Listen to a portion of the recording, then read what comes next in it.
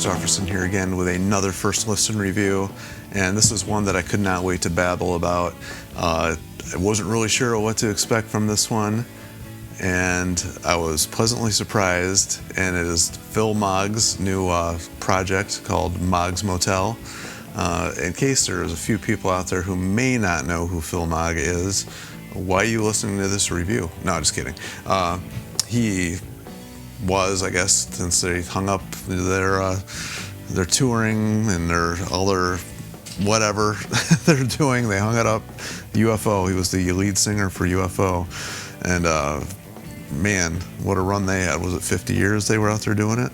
But he's out there trying something new, and I was very interested in hear what this sounded like, and it was not UFO Part 2, which I was kind of glad to hear. I was hoping for something a little different, and it's exactly what we got. So basically what Phil did is he wrote all these songs with Tony Newton, who was his bass player, and also in the band, I guess we have Neil Carter on guitar, keyboards, Joe Lazarus on drums, and Tommy Gentry on guitar.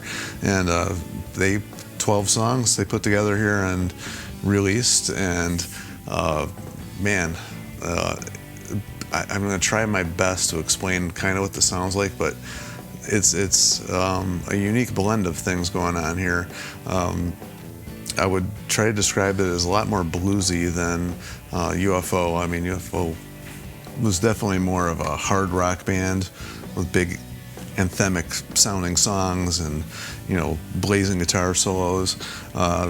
This is more along the lines of bluesier, but it's weird. It's got a touch of the bluesiness, but it's got that you know, English, that raunchy, stonesy sounding, like, you know, roughness to it, that rock sound, and with a little bit of ZZ Top maybe thrown in there. It's kind of strange, even maybe a little bit of southern rock sounding, because they do have a lot of female vocals, background vocals going on this, which threw me off for a second, but it really blends well with the music. So, and it's in there quite a bit. I mean, there's one thing you can't deny is Phil Mogg has got one of the most distinctive voices out there. Like, you talk about guitar players having their own sound. Well, I mean, singers obviously have that too, but I don't think you can mistake Phil for anybody. He just has his own unique sound. As soon as you hear him sing, there's no question who it is. And his vocals are way up in the mix, and that's one thing I noticed. He's right up front. It's like they want you to know this is Phil's project, but it does sound like a band. So, I mean, it kicks right in with, you know, the opening song, Apple Pie. It's just got that big groove, a lot of cool guitar work in this album. There's, you know, they got some fancy keyboard stuff going on in the background, quite a few of these songs too, but a lot of fretwork going on in this. There's a lot of stuff going on behind the scenes. You didn't hear a lot of that in UFO. I don't want to sit here and compare everything to UFO, because this really sounds nothing like UFO, but you didn't really get that a lot in UFO. Just like little guitar lines playing in the background, filling up space, a little melodic stuff going on. You know, this is more got all these little tasty licks going on and stuff in the background, and a lot of vocal stuff happening in the background. If you don't pay attention, it's just, you don't even realize what's happening while that's going on. But there's some epicness to these songs as well. Like the one that comes to mind right off the bat here is Princess Bride, and then that kind of flows right into other people's lives. Like, it's almost like one big song, actually. And a lot of different textures and moods, like, coming and going throughout this album, which I liked. It's not just that. There's a lot of stuff, like, it's really hard to explain this album.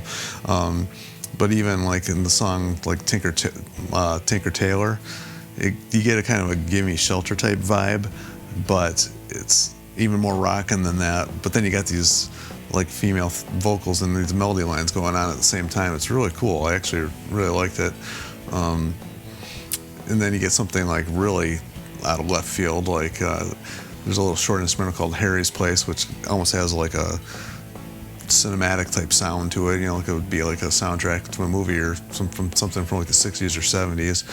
And then you get this like really cool, I don't know, not quite as rocking, but very I don't know, relaxing way to end the album, called Storyville. It's kind of a cool little way to do things. So I don't know.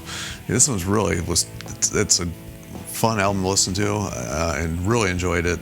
But it's really hard to describe like the flavor of the music. I actually think he did a real great job coming up with something new and unique that's not going to be confused or like compared to UFO. So I don't even want to try to like compare it to UFO, even though I slightly did there a little bit. I just want to give you a taste or a feel of what it is like and what it's not like. So if you're going to expecting it to sound like UFO, you're not going to get that.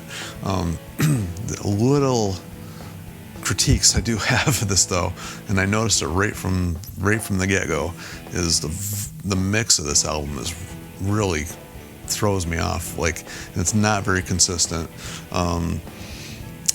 Like the first song, the whole album's actually got vocals like way up front, way up in the mix. But like Apple Pie, the rhythm guitar is just way too loud in the mix, and it's kind of covering up some of the stuff that's going on in the background. It's even louder than the drums. It's just weird, and that happens a lot. And then towards the middle of the album, I noticed there's a couple songs, I can't think of which one in particular now, but the bass guitar was way too loud. It's like the mix was not consistent at all. And then there was a few where the drums are right up there in the mix. And I listened to this like on a couple different systems to make sure it wasn't just my ears playing tricks on me. And it was the same thing. So my little critique of it, the mix could have been better. And unfortunately, the overall sound of it is a little flat. Even though the songs are very lively, there's a lot going on in the background. The overall production and the mastering, whatever it is, it's just kind of like dead. It's just very flat. So I thought that could have been a little better. So there's so much technology out there. I hear this a lot, especially from these like bigger bands. I don't hear it so much from the more like home produced type stuff. It's weird to get these like smaller bands and people coming up with stuff on their own that just sound better than the production wise, better than some of these bands that have been around forever and should have more access to people who know what they're doing. I don't know. That's don't mean to insult anybody who was involved in their engineering or the mixing of this, but come on, guys, what the heck's going on here? Killing like this. The vocal, it's weird because the vocals, great. They're kind of dry, but they're up front. They're not muddy or anything like that, but the mix behind it is. So not continuously though, so I don't understand what's going on there. It's like they had different people mixing this. It just kind of bipolar. Somebody mixing this was bipolar. I don't know, but anyway, that's my little negative part of this. But musically, great. So that does make up for it. I'm not gonna not listen to it because of that, but it does kind of bum me out a little bit that the overall product wasn't a little bit better than it could have been. So anyway, my little take on it. So as always though, feel free to leave your comments and Phil Mogg stories or anything you want to comment on related, and like, share, and subscribe to keep this music alive, because that's what he's going to keep doing from this point on. I'm for it. I like hearing some new stuff. I guess we're not going to get UFO anymore, so let's hope for some more Phil Mogg. And until then, we'll see you.